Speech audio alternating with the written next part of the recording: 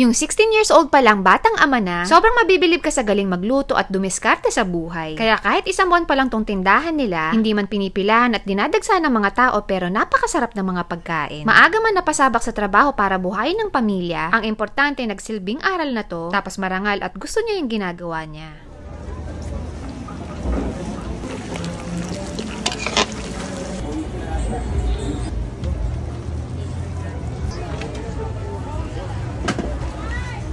Magkano po yung ganyan? 100 lang po yan. May ribs. 100 lang po yan. Only soup pa yan.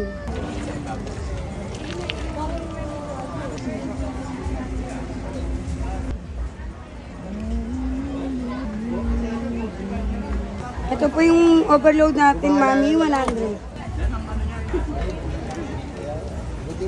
Yan yung mga pata, no? Yes. Hi! Hey ma'am, Ano po mga paninda ninyo? meron kami mga pata, kasubos na eh. Oo nga, hindi namin naabutan. Minsan may lechon, may sinigang, pero ang pinaka-specialty ko kasi spicy ribs. Ikaw mismo nagluluto? Mm. Ilang taong ka na? 16.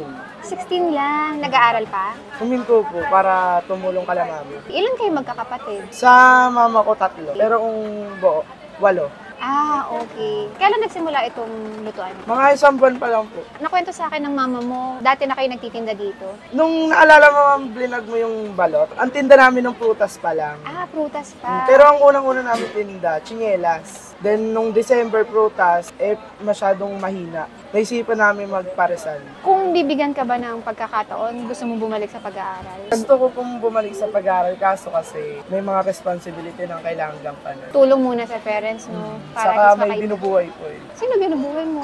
Yung anak ko, Ah, may anak ka mo. Ilang taon na yung misis mo? 16.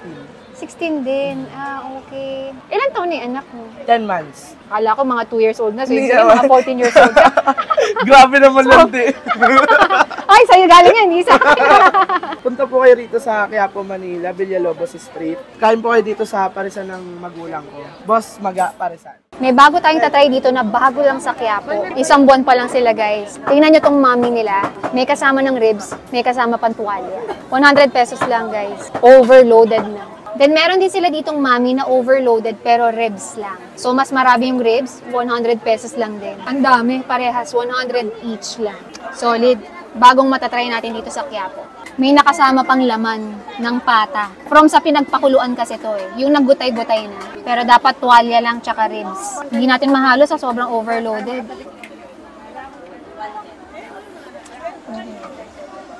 Ang lasa. Lasa mo yung buto-buto. May kasama ng anghang. Kasi yung pagluto ng ribs nila dito, spicy. Tikman muna natin yung tuwalya. Ang lambot. Chewy na malambot. At walang lansa. Laki nung laman na napasama. Ang lambot.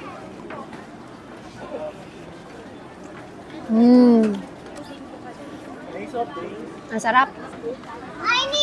Ate, magkano sa water? Ito lang ya. Magkano sa tubig ka?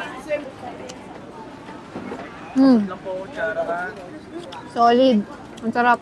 So, try naman natin tong overloaded sa rib na walang kasamang tuwalya. Pero 100 pesos lang din. Medyo mamantika.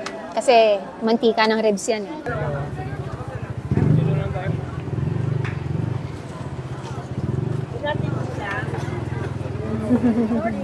Wow! Ang lambot din. Ang sarap ng timpla. Manamis-namis na maanghang. Pero yung anghang niya, ang sarap. Para sa 100 na ang dami, actually pwede ka mag-extra rice. Sulit. Only soup pa. Dami tayong kasabay.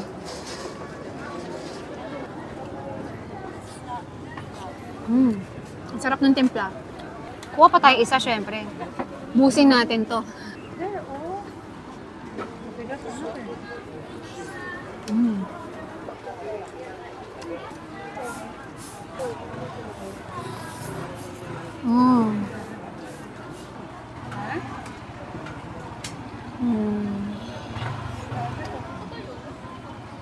Hop.